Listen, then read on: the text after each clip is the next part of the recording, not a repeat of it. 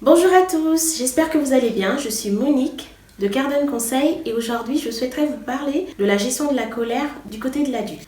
La semaine dernière, je vous parlais en fait du fait de gérer la colère de l'enfant, la manière de l'accompagner avec bienveillance et surtout de comprendre quels sont les mécanismes qui se jouent autour de cette émotion pour l'enfant. Aujourd'hui, nous allons parler de la gestion de la colère chez l'adulte.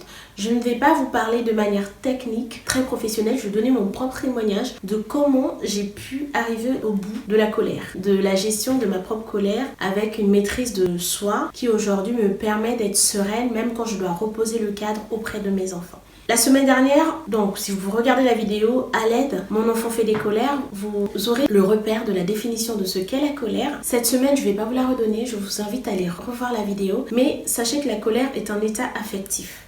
C'est un état affectif qu'il ne faut pas nier, que ce soit pour l'enfant ou pour le parent. Mais comment faire en sorte de pouvoir gérer sa colère afin de transmettre des informations à son enfant de manière sereine et que celui-ci puisse les entendre et ensuite mettre en application les consignes qui lui sont données. Généralement, la colère chez l'adulte va intervenir quand il ne se sent pas compris par son enfant. Par exemple, vous donnez une information à votre enfant au sujet d'une tâche. Est-ce que tu pourrais ranger ta chambre ? En face, votre enfant soit fait la sourde oreille, soit il est tellement concentré, l'enfant dans son jeu, qu'il n'entend pas ce que vous dites. Et là, vous revenez encore à nouveau quelques minutes plus tard, mais je t'avais dit de ranger ta chambre, elle n'est toujours pas faite. À nouveau, il vous dit oui, je vais le faire maman, je vais ranger la chambre. Et ce n'est toujours pas le cas. Vous rentrez dans une colère, mais cette colère, à quoi est-elle due ? Quelles sont ses origines ? Généralement, le parent va être facilement énervé, en tension, quand il rentre du travail après une grosse journée de travail, quand il est fatigué, quand il est malade, quand vous avez beaucoup de pensées qui vous envahissent par rapport peut-être aux finances de la famille, par rapport à des crédits bancaires, par rapport à de problèmes que vous avez personnellement, mais qui finalement ne restent pas à la dimension de la pensée, mais qui se matérialisent par une charge mentale qui ne vous permet pas de communiquer de manière sereine avec vos enfants. Moi, ce que j'ai pu faire dans le passé, c'est quand je travaillais par exemple en extérieur, j'étais à 1h15 de mon domicile pour aller travailler en transport en commun. J'essayais au retour du travail de m'évader dans les transports, soit de lire ou de faire quelque chose qui me plaisait, d'écouter de la musique, des vidéos de formation, soit autour de l'éducation ou autour de la foi parce que je suis chrétienne et ça me faisait du bien. Et je pouvais rentrer chez moi de manière sereine en ayant à l'esprit que mes enfants avaient fait plus de 9 heures dans des structures, soit à la crèche, soit à l'école, et que là c'était mon moment avec eux où je pouvais me rendre disponible. Ce n'est pas facile parce qu'il y a des parents qui travaillent à proximité de leur lieu de résidence, donc vous n'avez pas ce temps-là de pouvoir comme faire un sas où vous faites la pause de tout ce que vous avez vécu dans la journée, vous faites un peu le bilan, le check-up de la journée et de dire ça reste dehors, en dehors de ma maison, ça peut rentrer. Mais c'est de vraiment faire ce travail de décharger au seuil de votre porte avant de rentrer chez vous toutes les émotions négatives, toutes les activités qui vous ont généré du stress pour pouvoir être disponible psychiquement. Pourquoi ? Parce que quand vous n'avez pas fait ce travail, la difficulté c'est qu'au domicile, vous êtes souvent en tension. Vous allez être en tension au moindre comportement de votre enfant qui ne rentre pas dans vos attentes. Ça va générer en vous une exaspération qui va faire que il m'a mal répondu. Il n'a pas fait ce que je lui ai dit à l'instant T. Il n'a pas répondu à ma sollicitation quand je le voulais. Et je veux aussi faire un petit écho aux parents qui aimeraient que leurs enfants, c'est-à-dire quand ils ont dit A, fais A, que l'enfant fasse le A aussitôt, systématiquement. Si vos enfants ne connaissent pas vos attentes en termes d'éducation, s'ils ne connaissent pas votre manière de penser, votre système éducatif, ils ne vont jamais se mettre en application. Souvent, quand vous avez du temps les week-ends, prenez le temps de faire des petites réunions où vous rappelez à vos enfants les règles de vie, par exemple, qui ont été transgressées la semaine. C'est de dire, moi par exemple, cette semaine, je me suis pas mal énervée contre vous parce que vous n'avez pas écouté quand je vous demandais d'aller ranger votre chambre, vous n'avez pas écouté souvent quand je vous demandais d'aller vous doucher, vous avez traîné les pieds, moi ça m'a vraiment dérangée et j'ai pas apprécié. Je ne vous dis pas ça contre vous quand je vous dis de faire votre chambre, mais c'est parce que ça vous permet d'avoir un environnement propre, un environnement serein, un environnement hygiénique pour vous.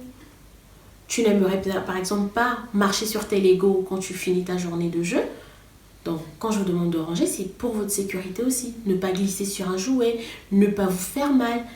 Et n'hésitez pas à accompagner à chaque fois vos consignes, vos directives quand vous voulez faire passer un message par des actes. J'aimerais que tu ranges ta chambre plutôt que de le dire à distance. Par exemple, vous êtes dans la salle à manger, votre enfant est dans la chambre et donc vous élevez la voix pour que vous puissiez être entendu. Parfois, ce n'est pas sous l'effet de la colère, vous élevez la voix, mais c'est juste pour que votre voix puisse porter dans le lieu où se trouve votre enfant. Mais dans ces cas-là, rapprochez-vous. Parce que l'enfant qui est dans l'autre pièce n'entendra pas, en vous, ça va générer encore plus d'énervement. Vous vous dites, mais je lui parle, il n'entend pas. Mais c'est juste qu'à distance, l'information n'est pas reçue de la même manière que si vous étiez à proximité. C'est-à-dire de la même manière là que vous m'écoutez, c'est quasiment comme ça que vous devriez parler à votre enfant, c'est-à-dire de face à face. Je t'ai demandé de ranger ta chambre, tu ne l'as pas fait. Et en fonction de l'âge de l'enfant, il faudra aussi adapter les consignes. On ne demande pas à un enfant de 2 ans de ranger son espace de jeu, sa chambre, comme on demandera à un ado. L'enfant de 2 ans a encore besoin de vous pour ranger sa chambre. Il a besoin d'être accompagné, ne serait-ce que pour positionner les boîtes, pour avoir un soutien visuel. Vous êtes là, même si vous ne faites pas tout, mais il vous rapporte un petit jouet, vous posez dans la boîte, vous lui donnez un jouet, il pose dans la boîte. C'est vraiment une coopération. En dessous de, je vais dire, de 8 ans. L'enfant se sent soutenu, encouragé, et là, il le fait avec facilité volontariat. Et c'est aussi de cette manière que vous construisez les automatismes pour plus tard. Un enfant qui n'a pas été habitué à ranger, à avoir un cadre à la maison, à l'adolescence, c'est difficile de pouvoir lui inculquer ces règles qui paraissent pour l'adulte évidentes, mais qui n'ont pas été acquises par l'enfant tout au long de sa croissance, de son développement. Donc, pour éviter aussi cet état d'esprit de colère, d'énervement, d'agacement quand vos attentes ne sont pas satisfaites par vos enfants, c'est de très petit, poser le cadre. Posez le cadre sur toutes les valeurs, toutes les choses qui vous paraissent importantes. Si c'est au niveau de l'hygiène, au niveau du rangement de la maison, si c'est au niveau du respect des horaires, du respect de la parole donnée. C'est-à-dire que vous dites quelque chose à votre enfant, il s'engage à le faire, mais qu'il ne le fasse pas. Dites-leur que c'est important pour vous que ce soit respecté. Et puis si ce n'est pas respecté, trouvez le moyen de revoir ces informations-là avec votre enfant dans le calme. Parce que la colère, vous n'imaginez pas l'impact que la colère d'un parent, d'un adulte a sur l'enfant. A priori, quand on se met en colère, en tout cas quand je me mettais en colère en tant que parent, j'avais l'impression que mes attentes étaient comblées, c'est-à-dire que j'imposais ma loi à l'enfant, mais ce n'est pas le cas. Ce n'est pas le cas parce que finalement, votre enfant va être dans une espèce de crainte, il va avoir peur, il va faire les choses à l'instant T pour vous faire plaisir, mais il n'aura pas entendu la leçon que vous voulez lui donner derrière, la leçon de vie. Parce que l'éducation que vous donnez aujourd'hui à votre enfant, c'est pour que plus tard, il devienne un adulte équilibré dans son quotidien. Quand vous lui demandez de ranger, c'est pas juste ranger pour vous faire plaisir, que sa chambre soit belle ou propre, mais c'est que pour plus tard, quand il sera autonome, que cet enfant devenu adulte, sache c'est quoi l'autonomie, l'hygiène, le rangement de la chambre et pourquoi on le fait. Mais c'est depuis maintenant que vous lui montrez. Et puis vous êtes aussi un modèle pour votre enfant. Un modèle en termes d'émotion, en termes de comportement, en termes de parole. Si vous êtes un parent colérique, généralement, les enfants sont colériques. Pourquoi ? Parce que c'est comme un effet miroir. Quand je n'arrive pas à me faire comprendre, quand ma maman ou mon papa n'arrive pas à se faire comprendre, qu'est-ce qu'ils font ? Ils se mettent en colère. Moi aussi, quand j'arrive pas à me faire comprendre, qu'est-ce que je fais ? Je me mets en colère. Et vous allez voir que votre enfant, cette colère-là, va la manifester d'abord avec vous. C'est-à-dire qu'au domicile, quand il n'est pas content, il va se mettre très en colère, soit envers vous, soit envers ses frères. S'il a très peur du parent, l'enfant va se mettre en colère contre sa fratrie. Et ça va passer par des émotions incontrôlables. Pour un simple jeu qui n'a pas été donné, l'enfant va rentrer dans une colère noire. Mais c'est parce qu'à un moment donné, il a vu cette colère être manifestée par l'adulte qui a son contact. Donc, soyons vigilants.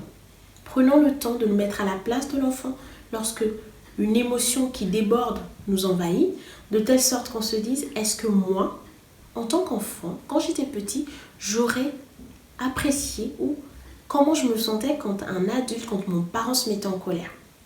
Et là, vous vous rendez compte que peut-être qu'il faudrait différer l'information que vous voulez donner à votre enfant. Si vous sentez que vous êtes trop énervé, que ça monte, ça boue, c'est limite, vous allez exploser, ouvrez grand la fenêtre de votre cuisine ou de votre salle à manger. Aérez-vous, réfléchissez, mettez-vous à la place de l'enfant qui doit recevoir cette information et dites-vous, est-ce que ranger la chambre est plus important que la relation que je construis la relation de confiance, l'éducation que je veux transmettre à mon enfant. Est-ce que faire la table, est-ce que aller se doucher, c'est si important pour que je me mette en colère pour exiger que mon enfant fasse cette tâche? Si vous répondez non, ce n'est pas plus important. Prenez le temps de vous asseoir avec vous-même. Détendez-vous et ensuite, allez voir votre enfant et dites-lui ce que vous attendez de lui dans le calme.